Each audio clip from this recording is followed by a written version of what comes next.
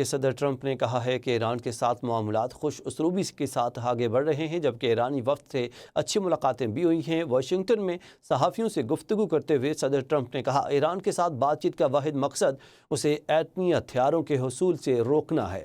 خطے میں امن سے ہی سیاسی و معاشی استحکام ممکن ہے۔ اسٹاک مارکیٹس اوپر جانے سے ہر کسی کا فائدہ ہو رہا ہے۔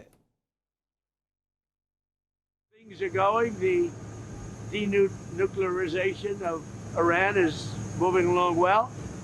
They've had very good meetings, and we'll see. We hit them very hard for 3 nights, as you know, but we're getting along very well. So I call it the denuclearization, and it's all taking place. It's all going well. The stock market is setting records virtually every day.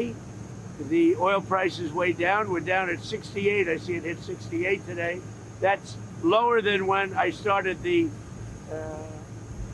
I guess you could call it an attack on Iran so that they never have a nuclear weapon.